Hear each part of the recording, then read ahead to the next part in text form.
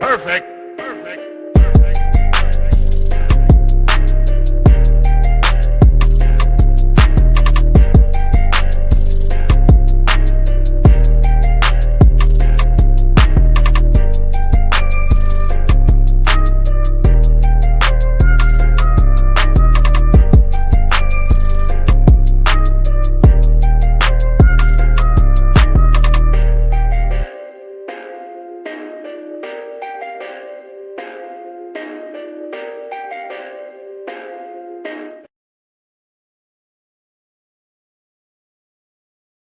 All right, everybody, what's going on, man? How y'all doing? Welcome to another edition of SWAC Talk. Of course, this is a show where we cover the SWAC inside and out, and I'm your tour guide around the SWAC. See what else coming at you.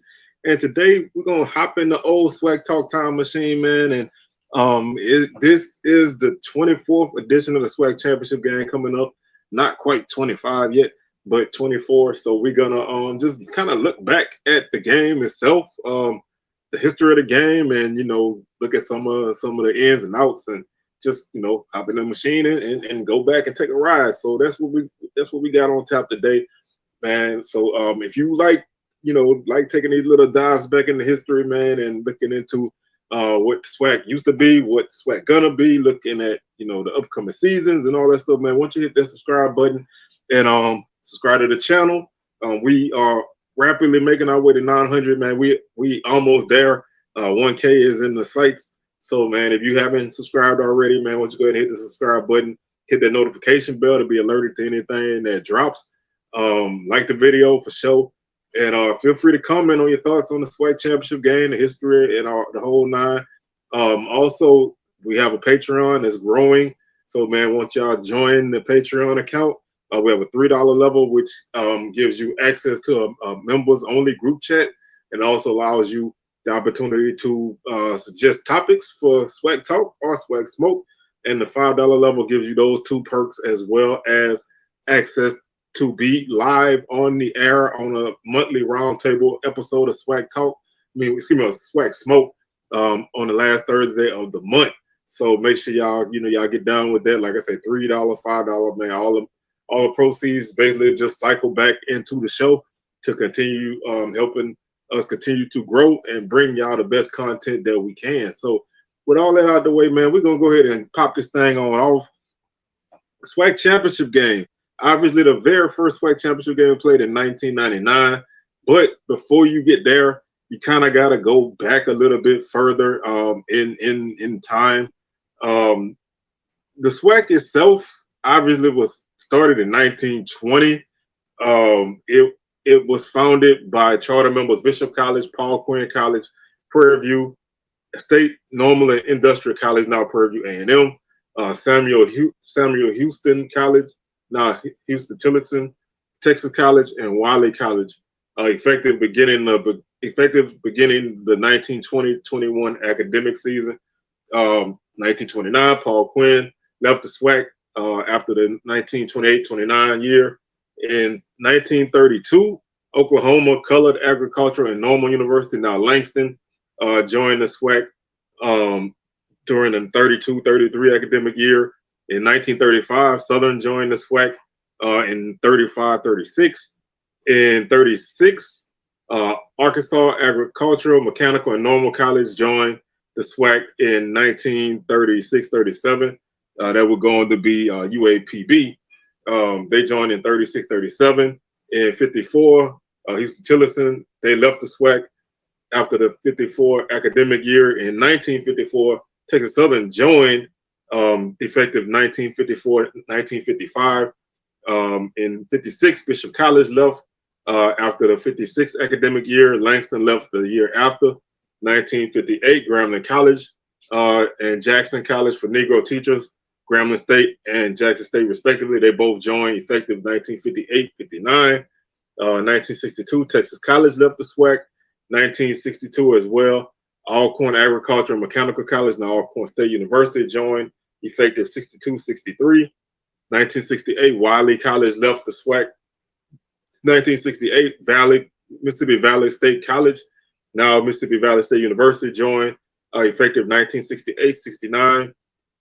1970, 1970, Pine Bluff left the SWAC after the 69-70 academic year. The first full-time commissioner was crowned in 1973, Andrew Wiggy Brown. He was the first full-time commissioner. SWAC headquarters was located in New Orleans at that point. In 82, Alabama State joined the SWAC. In 1997, Pine Bluff rejoined the SWAC as an affiliate member effective the 97-98 academic year. In 1999, Alabama A&M joined the SWAC, giving the SWAC 10 teams at that point. And then obviously in 2021, Bethune-Cookman and FAMU both joined the SWAC, giving the SWAC 12 teams. So with the SWAC being at 8 teams for a long time and then moving up to 9, you know, that it was business as usual. Then once they got to 10, they kind of decided at that point that they would like to have a championship game. So following the 98 season, the league would be split into 2 5-team divisions, with the winners meeting in a championship game. At the time of the announcement, the site for the game had not been selected, but the Superdome in New Orleans, the Astrodome in Houston, the Georgia Dome in Atlanta, the Vet in Jackson, Lad People Stadium in Mobile, and Legion Field in Birmingham were each mentioned as potential locations for the event. Additionally, at that time, they also thought about expanding to 12 teams. Tennessee State, Florida A&M, Tuskegee, Morris Brown were mentioned as possible additions. In February of 99, a championship game was officially approved by the SWAC Council of Presidents. Officials stated the winner of the championship game would advance to play in the Heritage Bowl against the MEAC opponent. The following May, the SWAC moved their offices from New Orleans to Birmingham. That the championship game would then be played in Legion Field. Birmingham was selected over New Orleans, Houston, Baton Rouge, and Memphis because basically the city guaranteed them free access to office space for the league headquarters and free access to Legion Field for the game. So that Birmingham, everything all good, everything free thing been going on since the beginning. They really, you know, made it easy for the SWAC to make that decision. The first game in the SWAC championship game era was played on December 11, 1999. Southern beat Jackson State by a score of 31-30. That game is on YouTube. I'm gonna link it in the description. It's a very, very good game. Southern led 24-10 at one point. Jackson scored 20 straight points in the fourth quarter to take a 30-24 lead. Southern scored a touchdown late and an interception to seal that deal. That was a rematch from the earlier game in the season, where Southern won that game 26-14. Two very good teams. Southern would go to the Heritage Bowl the next week and lose to Hampton 24-3. This first SWAC championship game drew a crowd of 47,621 people. That was the last Heritage Bowl played ever. In January of 2000, the NCAA ruled that schools cannot compete in 2 postseason games, effectively ending participation in the Heritage Bowl by the SWAC champion. The SWAC was unable to compete in the Heritage Bowl. With the SWAC being unable to compete in the Heritage Bowl, it folded in February 2000. Now, obviously, the championship game is basically ruled not necessarily a postseason game, so you can go to the Celebration Bowl now. So, you know, at one point it was only either or. Now you can do both. You obviously can't go to championship game and then the playoffs, but you can go to a championship game and then a bowl game. So it's still in play for you. One strange caveat about the 99 season, I guess they were still trying to figure out how to do the division thing. So that year, they only counted division games as conference games. So every team played 4 conference games that year. You played against teams outside of the division, but they did not count at all in standings. So you just had to win 4 games to make it to the SWAC championship. And that was a very interesting season. It came in the West. It came down to Southern and Texas Southern. Southern won the West Division by about with a 4-0 record. Texas Southern finished 3-1. Southern actually beat them at the late in the season and needed a comeback against Grambling to win the division. So the Bayou Classic still meant a lot. If Grambling would have won that game, they would have most likely went to the SWAC Championship game because they would have been 3-1. Southern would have been 3-1, and Texas Southern would have been 3-1. So it was it set the stage for that last game of the season to kind of be winner take all. The East Division was a little bit less fluid.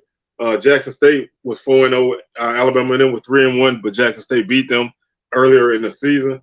And everybody else in the East, Alcorn Valley and Alabama State each finished 1-3. So there were nobody else really in the mix. Pine Bluff finished 1-3 in the West, and Prairie View was 0-4. That was during Prairie View's really bad doldrums. They had just really ended their long losing streak, but they hadn't quite won a SWAC game yet. So that was just something I wanted to point out about that season because it made for a very interesting end of the season. In July of 2010, Commissioner Dora Sharp announced that the SWAC was interested in participating in the Legacy Bowl, which would have been another postseason matchup against the MEAC to determine the annual Black College Football National Champion.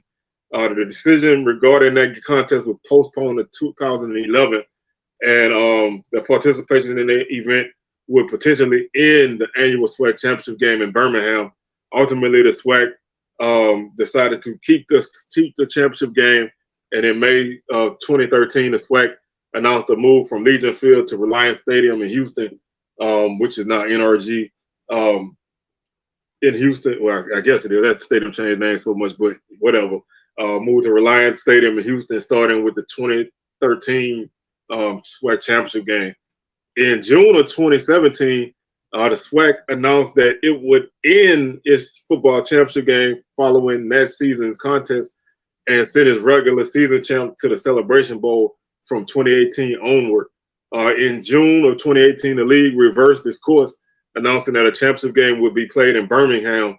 In November of 2018, the league further advised that the championship game would be played at the SWAC institution with the highest ranking, which means that 2018 championship game was the first year that the game was played on a campus site. And the 2018 game was held at Jack Spink Stadium in Norman. Alcorn had the best record in the SWAC, and they hosted that game, and they would beat Southern. And then in 2019, the game returned back to Alcorn, where they would beat Southern again.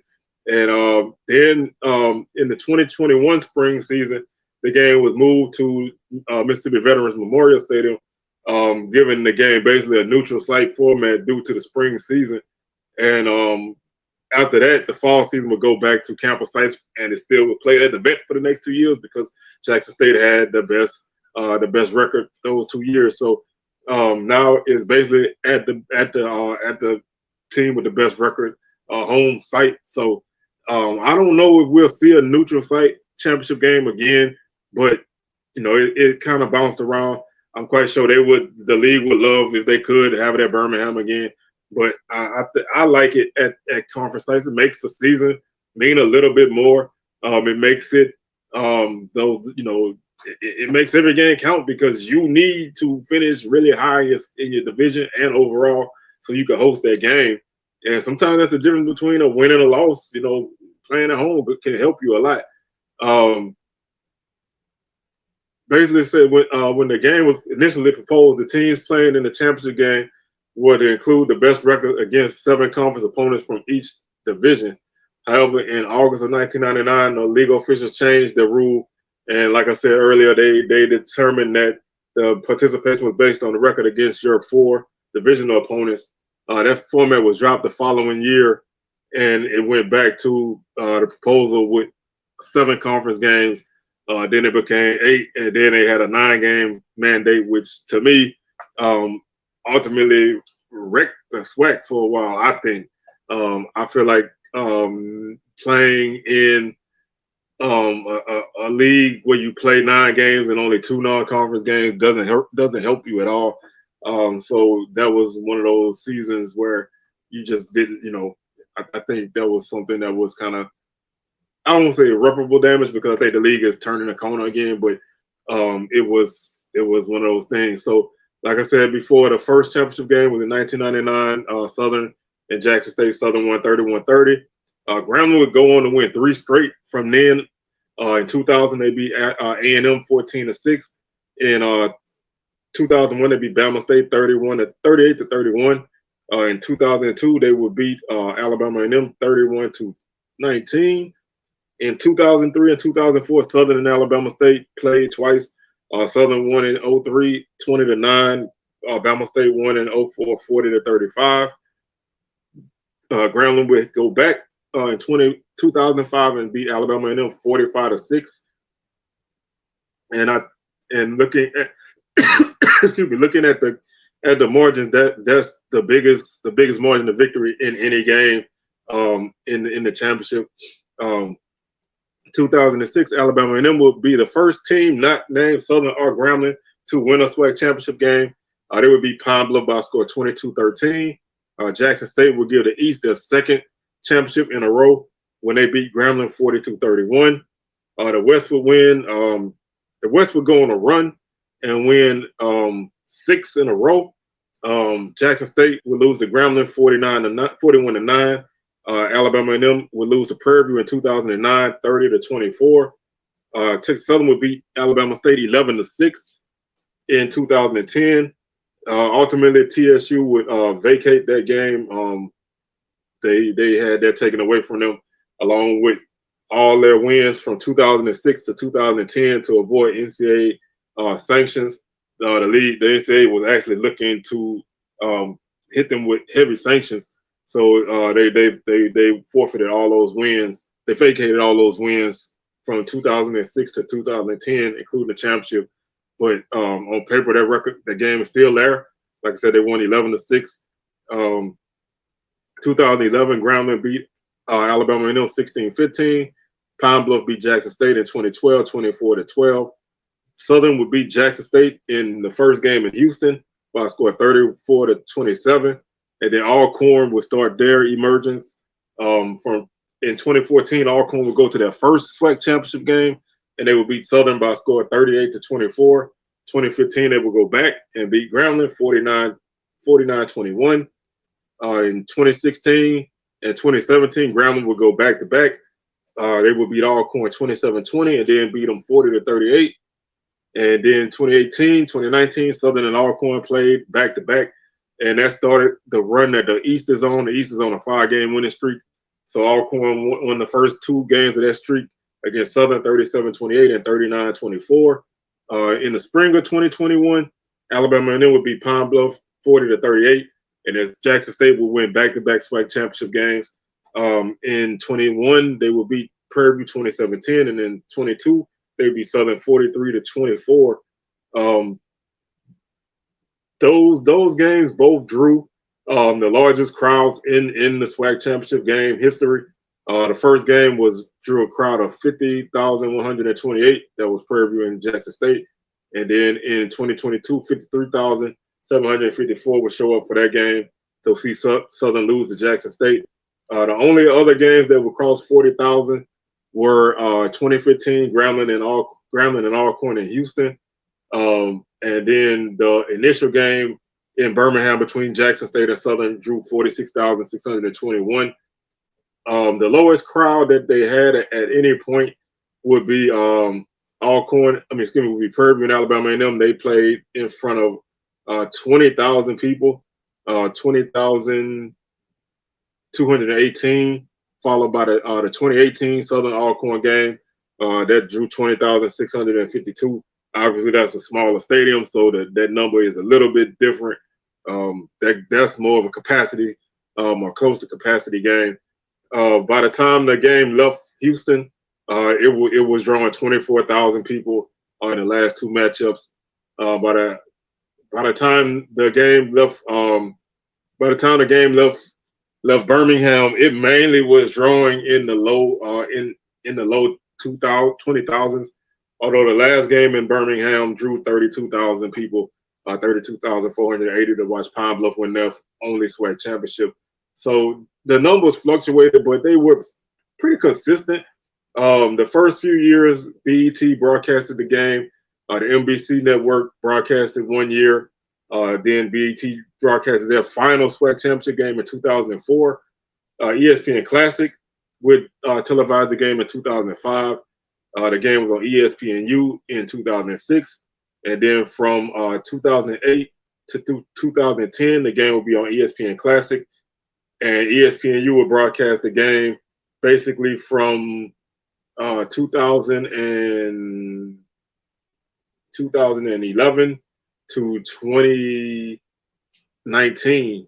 And then from the spring of 2021 to now, the game has been broadcast on ESPN2. So the bulk of the games have been broadcast on ESPN. BET had the second most games. Like I said, the West leads the East by a margin of 13 to 10. The East is on a 5-game winning streak right now. The West had a 6-game streak. That would be the longest streak in the matchup. They also have a 5-game winning streak to go along with that. The East has scored 632 points in this game. The West 645, so only a difference of 13 points. Even when you look at some of the lopsided scores, it still evens out to a pretty even matchup. Grambling has the most appearances with 10. They are 8-2 in those 10 appearances. Southern has 8, and they are 3-5 in those appearances. Jackson State is 3-4 in their 7 appearances. A&M is 7. They have 7 appearances. They're 2-5. Alcorn has 6. They're 4-2. So only 2 teams have a winning record in the SWAC championship game. That's Grambling and Alcorn. Alabama State is 1-3. They've been 4 times. Pine Bluff's been 3 times. They're 1-2. Prairie View is 1-2. They're 1-1. They've been twice. I don't know why it counts them as going 3 times, but they've been twice. They're 1-1.